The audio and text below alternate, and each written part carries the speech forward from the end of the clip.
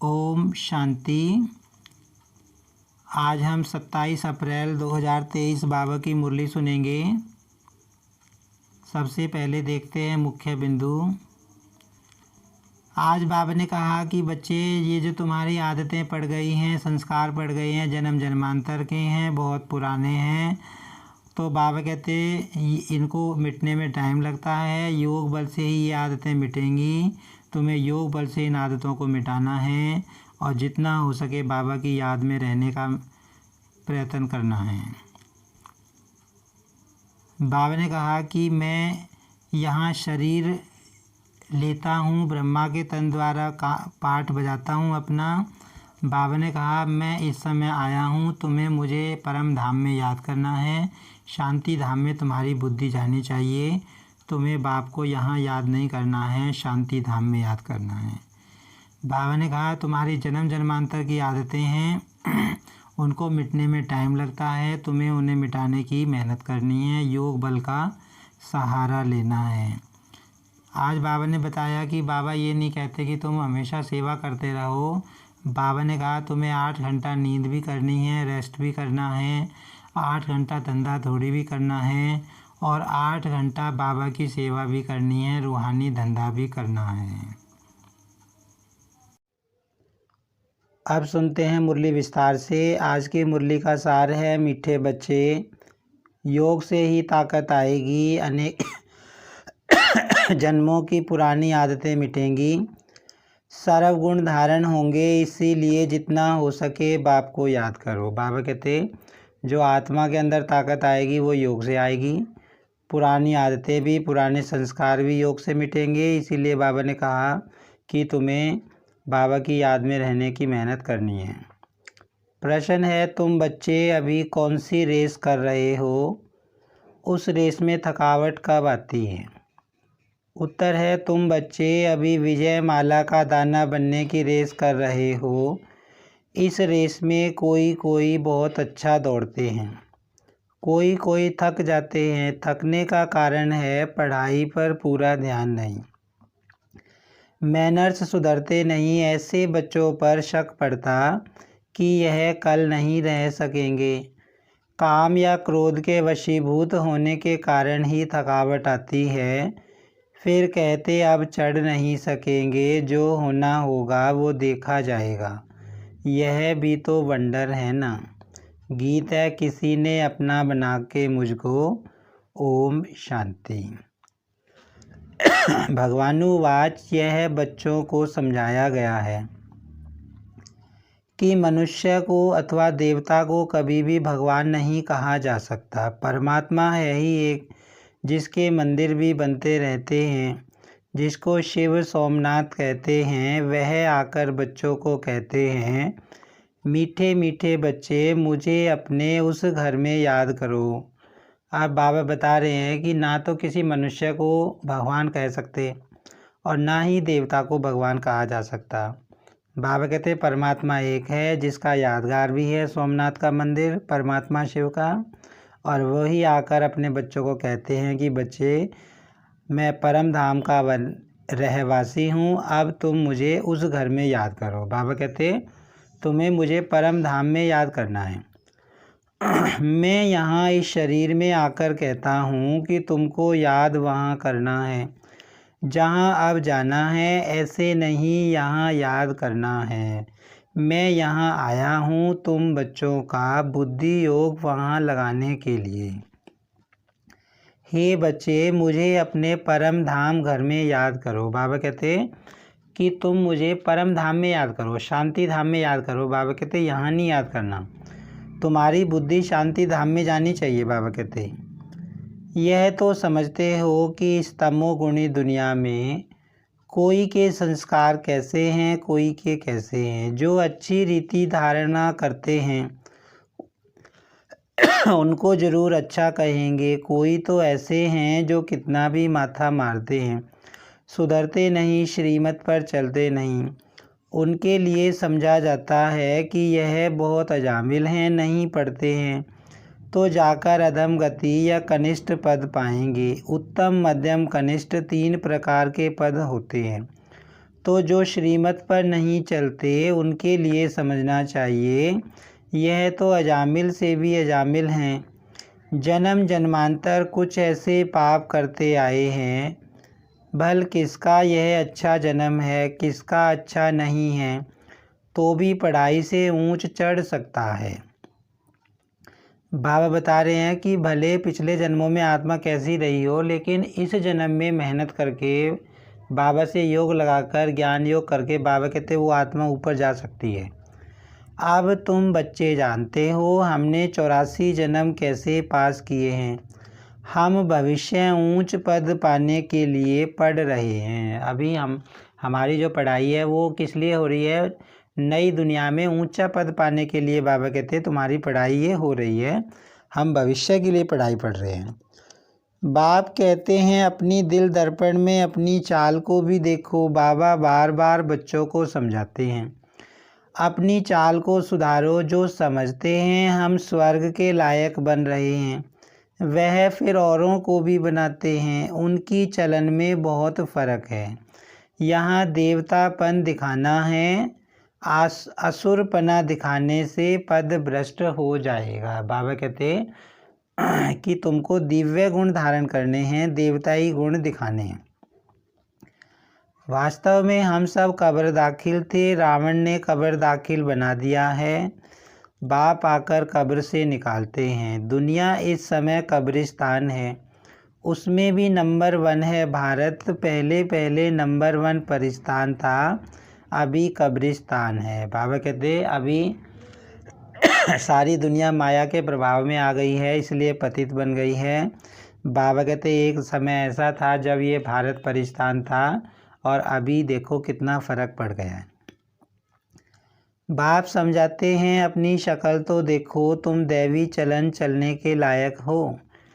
समझते हो हम श्रीमत पर चल रहे हैं। मम्मा बाबा व अनन्य बच्चों मिसल गुण आते जाते हैं। काम को तो छोड़ा, अच्छा क्रोध का भूत तो मेरे में नहीं है। यह दोनों भूत बहुत खराब हैं। क्रोध से तो एक दो को जलाएंगे, यह बड़ा भारी दुश्मन है, इनको भी भगाना चाहिए। देखना है मेरे में कोई अवगुण तो नहीं है। अगर मैं श्रीमत पर नहीं चलता हूँ तो बिल्कुल सत्यानाश हो जाएगी। श्रीमत मिलती ही इसलिए है कि आत्मा अच्छी हो जाए, अविनाशी बन जाए। जब तक योग नहीं तब तक कुछ सुधर नहीं सकते। बाबा कहते हैं कि पुरानी आदतें कैसे मिटेंगी, योग में रहने से मिटेंगी। जितना बाबा को याद करेंगे उतनी ताकत आएगी, और गुण धारण नहीं करेंगे तो माया कदम कदम पर थप्पड़ मारेगी। प्रतिज्ञा करेंगे हम क्रोध नहीं करेंगे और 5 मिनट बाद क्रोध कर लेंगे। असली आदतें जन्म जन्मांतर की पड़ी हुई हैं तो उनको मिटाने में टाइम लगता है।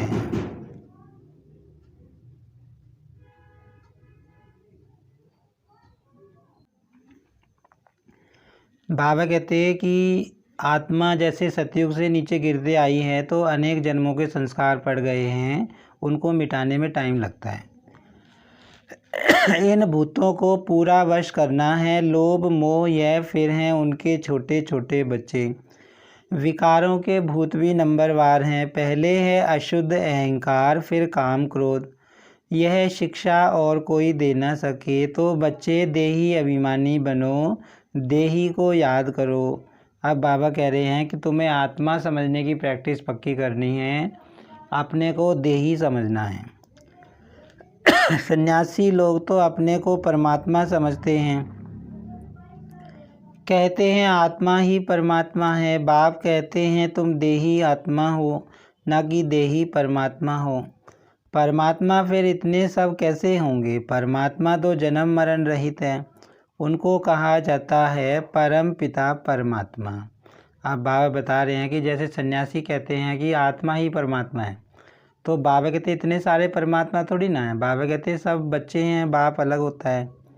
तो बाबा कहते जो परमात्मा है वो तो जन्म मरण में आता ही नहीं है, क्योंकि वो परम पिता है। वह बैठ तुम बच्चों को समझाते हैं।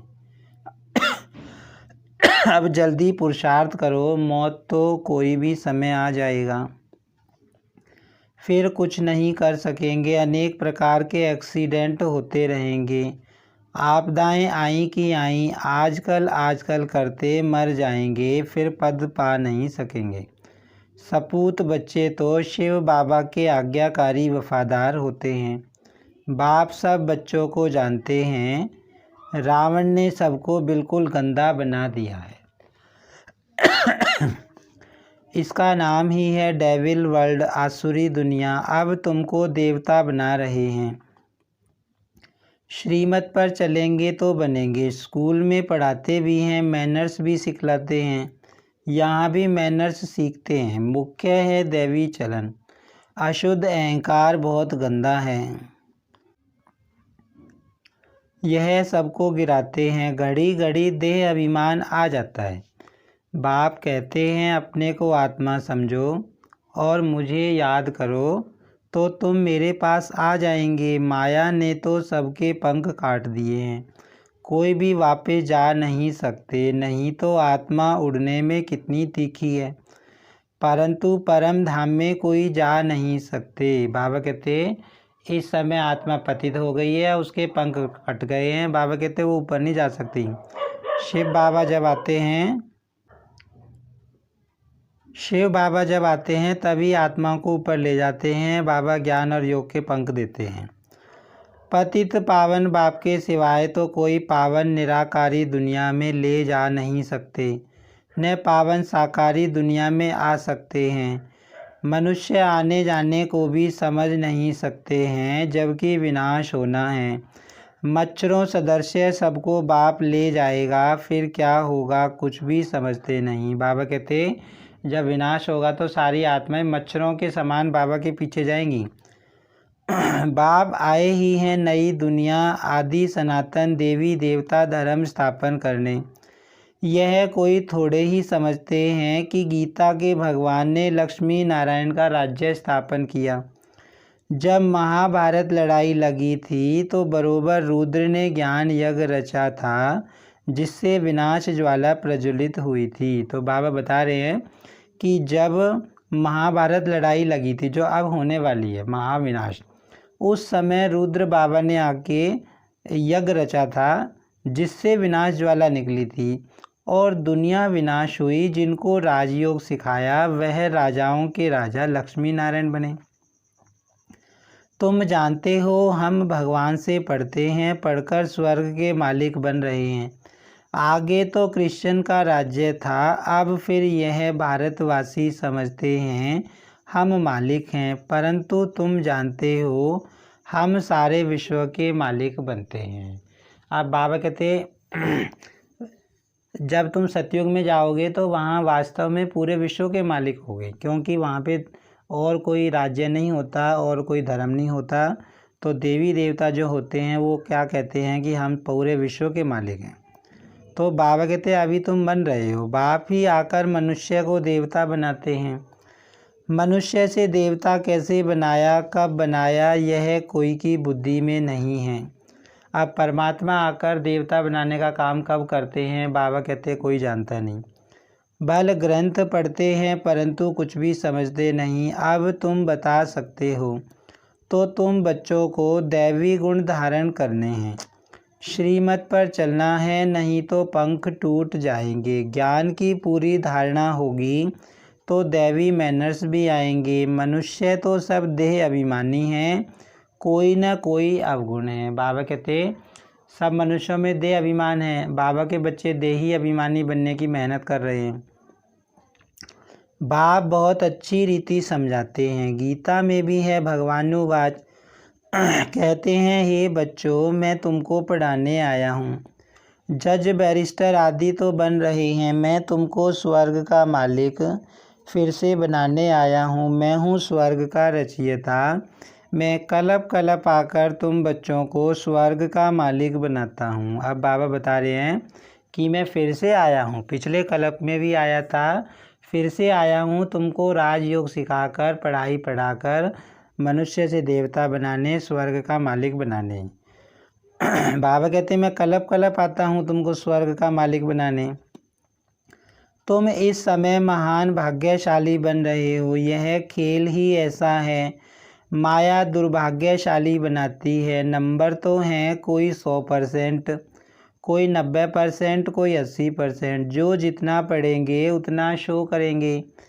ख्याल रखना चाहिए हमको रुद्रमाला में नंबर 1 पिरोना है। बाबा कहते तुम्हें लक्ष्य रखना है कि हमें रुद्र बाबा की माला में आगे नंबर लेना है।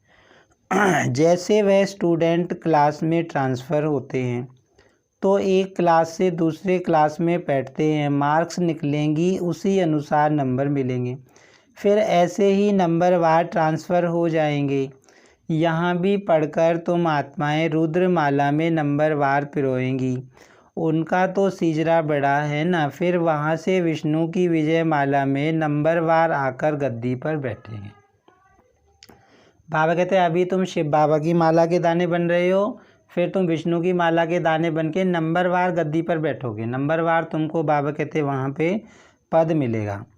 तुम हो ब्रह्मा कुमार कुमारियाँ, परंतु इस समय तुम्हारी माला नहीं है क्योंकि रेस चल रही है। आज बहुत अच्छे दौड़ रहे हैं, कल फिर ठहर जाते। आज जिसको बाप कहते हैं कल फिर उनको फारकती दे देते।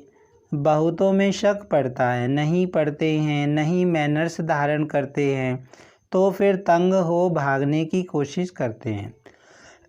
बाबा कहते हैं अभी तुम्हारी माला नहीं बन सकती ब्राह्मणों की, क्योंकि ब्राह्मणों की अवस्था ऊपर नीचे होती रहती है, एक रस अवस्था नहीं रहती। बाबा कहते हैं डाइवोर्स दे देते हैं। बहुत सेंटर्स पर बच्चे हैं जो दिल अंदर समझते हैं हम तो थक गए हैं, अब चढ़ नहीं सकेंगे, जो होना होगा सो देखा जाएगा। नंबर 1 काम शत्रु तो बहुत हैरान करता है। क्रोध वाला भी तंग हो फारकती दे देता है। वंडर है ना, साजन अथवा भक्तों का भगवान आकर गुलगुल बनाने के लिए पढ़ाते हैं, उनको फारकती दे देते हैं। बाप अथवा साजन किसको कभी डाइवोर्स नहीं देते हैं। सजनियाँ डाइवोर्स दे भाग जाती हैं, फिर बाप क्या करें, ट्रेटर बन जाते हैं। बाप तो कहते हैं मैं तुम्हारा साजन, तुमको स्वर्ग की महारानी बनाने आया हूँ। इस रावण की जेल से निकाल अशोक वाटिका में ले चलने आया हूँ। फिर भी श्रीमत पर न चल रावण की तरफ चले जाते हैं। जैसे तीर्थों से बहुत लौट आते हैं, सच्ची दिल से तो जाते नहीं। अब तुमको ले चलते हैं रूहानी यात्रा पर। अब बाबा हमको कौन सी यात्रा करा रहे हैं, रूहानी यात्रा करा रहे हैं। बाबा कहते हैं वो जिस्मानी यात्रा होती है। तुम जानते हो यह शरीर छोड़ आत्माएं, तुम जानते हो यह शरीर छोड़ आत्माएं परम धाम चली जाएंगी, फिर पुरुषार्थ अनुसार आकर पद पाएंगी। तुम समझ सकते हो कि हम क्या पद पाएंगे चलन अनुसार। अज्ञान काल में भी कोई बच्चे आज्ञाकारी फरमान बरदार होते हैं, कोई तो धुंधकारी निकल पड़ते हैं। यहाँ भी ऐसे हैं, कितना भी समझाओ तो भी अपने हट से उतरते नहीं। ऐसे भी कपूत रहते हैं, समझते नहीं कि इस हालत में हमारा क्या पद होगा। बाबा बार बार समझाते हैं परंतु फिर भूल जाते हैं। जैसे गर्भ जेल में अंजाम करते हैं हम कुछ नहीं करेंगे, फिर बाहर निकलने से जैसे के वैसे बन जाते हैं। यहाँ बच्चे भी ऐसे हैं, बिल्कुल बुद्धि में ठहरता नहीं है। नंबरवार हैं, पता लग जाता है यह गॉडली बुलबुल है व नहीं। हमेशा सपूत बच्चे ही दिल पर चढ़ते हैं। जो सर्विस पर तत्पर रहते हैं जानते हैं हमने शरीर को स्वाहा किया है, इसको क्या रखना है। माँ बाप ऐसे तो नहीं कहते दिन रात सर्विस करो, बल 8 घंटे आराम करो, 8 घंटे सर्विस करो, बाकी 8 घंटे बाप को याद करो। अब बाबा कहते हैं कि बाबा ये तो कहते नहीं भी दिन रात सेवा करो। बाबा ने सारा 24 घंटे का टाइम टेबल बनाया हुआ है। बाबा कहते 8 घंटे आराम भी करो, 8 घंटा धंधा दौड़ी भी करो और 8 घंटा ये रूहानी सेवा भी करो। कोई को भी चित्रों पर समझाने में देरी थोड़े ही लगती है। यह शिव बाबा तुम्हारा बाप है, हम निराकारी आत्माएं उनके बच्चे हैं। परम पिता परमात्मा का नाम कभी सुना है? बाबा कहते हैं ऐसे चित्रों पर बाबा के बारे में समझाओ दूसरी आत्माओं को कि कभी परम पिता परमात्मा का नाम सुना है? बरोबर प्रजापिता ब्रह्मा द्वारा परम पिता परमात्मा बैठ नई मनुष्य सृष्टि स्थापन करते हैं, पुरानी को नई बनाते हैं। उस ग्रैंड फादर से तुमको प्रॉपर्टी मिलती है। बाबा कहते ऐसे समझाओ कि परमात्मा ब्रह्मा के द्वारा नई सृष्टि की स्थापना कर रहे हैं और उस ग्रैंड फादर से इस समय प्रॉपर्टी मिल रही है। कहते हैं सिर्फ मुझको याद करो। उस बाप को ही सब भगत याद करते हैं कि हमको इस दुख से छुड़ाओ। ब्रह्मा में प्रवेश कर बच्चों को वर्षा देने आते हैं। कहते हैं मैं इन द्वारा आत्माओं को पवित्र बनाए राजाई के लिए ज्ञान और योग सिखलाए साथ ले जाऊंगा। फिर वहाँ से तुमको स्वर्ग में भेज दूंगा। जो करेंगे सो पाएंगे। बाबा कहते जो जितनी मेहनत करेगा उतने पाएगा। कितना बाप समझाते हैं, बाप की गतमत ही न्यारी है। सबकी सदगति कैसे करते हैं, कैसे राजधानी स्थापन करते हैं, तब तो उनकी महिमा करते हैं। दुनिया बिल्कुल नहीं जानती बाप कैसे श्रीमत देते हैं, क्या से क्या बनाते। तो ऐसे बाप को याद करना चाहिए। बाबा कहते परमात्मा कैसे आता है, कैसे काम करता है, कैसे नई दुनिया रची जाती है, कैसे ज्ञान योग की शिक्षा देता है, दुनिया वाले कुछ भी जानते नहीं। तो बाबा कहते जो बाप इतना ऊंचा बनाने वाला है ऐसे बाप को तो बहुत याद करना चाहिए। उनकी मत पर चलने से ही तुम ऐसे लक्ष्मी नारायण बनेंगे। कहा जाता है ना ब्रह्मा भी उतर आए। यहाँ भी ऐसे है, कोई तो शिव बाबा को जानते ही नहीं है। सिर्फ मम्मा बाबा कहने से थोड़े ही दिल पर चढ़ सकते हैं। मम्मा बाबा जानते हैं कौन हमारे हैं, क्या क्या बनेंगे। पढ़ते नहीं तो क्या बनेंगे। हर एक की चलन से पता पड़ता है और कोई पढ़ाई ऐसी नहीं जिससे मालूम पड़े हम 84 जन्म कैसे भोगते हैं। भविष्य प्रिंस प्रिंसेस बनने के लिए तुमको राजयोग सिखला रहा हूँ। बाबा हमको नई दुनिया के लिए राजकुमार राजकुमारी बनाने के लिए राजयोग सिखा रहे हैं। यह बाप भी कहते हैं तो पुरुषार्थ करना चाहिए। यह सारी राजधानी अब बननी है। ऐसे नहीं कि एक बार फेल हुआ फिर पड़ेगा। यहाँ तो राजधानी स्थापन हो रही है, सब पद का साक्षात्कार कराते हैं। इसलिए श्रीमत पर चलना है। ब्रह्मा की मत भी मशहूर है ना। श्री शिव की मत, कृष्ण की मत तो मिलनी नहीं है। वहाँ तो प्रारब्ध भोगते हैं। वहाँ सबको अच्छी मत ही है, सिर्फ ऊंच पद और नीच पद रहता है। बाबा कहते हैं कि सतयुग में श्रीमत नहीं मिलती किसी की। सतयुग में तो सब सदगति में होते हैं, वहाँ ज्ञान की जरूरत नहीं होती। सिर्फ बाबा कहते हैं वहाँ ऊंचा पद या नीचा पद होता है, लेकिन सुख की सब रहते हैं, चाहे राजा हो चाहे प्रजा हो। सिर्फ ऊंच पद और नीच पद रहता है। राजा फिर भी राजा है, प्रजा प्रजा है। सपूत बच्चा वह जो श्रीमत पर चल पूरा पुरुषार्थ करे और बाप का नाम बाला कर दिखाए। बाबा कहते सपूत बच्चा किसको कहेंगे?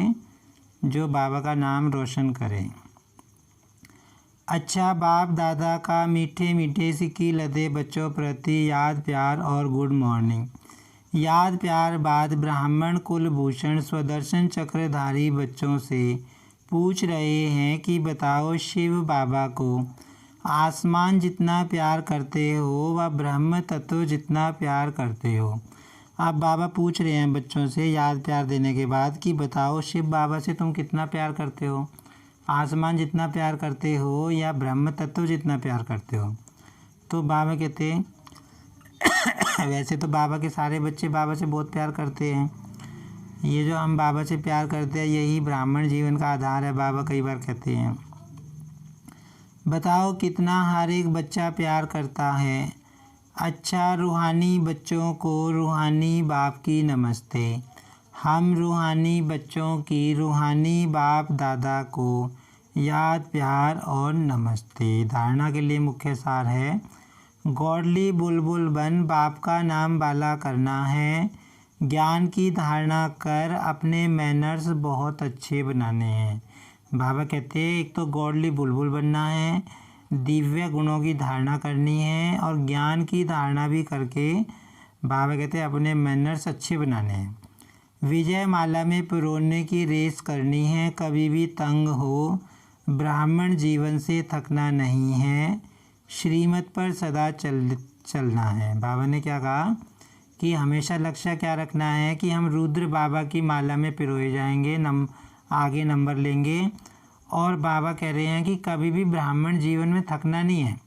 बाबा कई बार कहते हैं कि तुम रात के राही हो, तुम्हें चलते रहना है।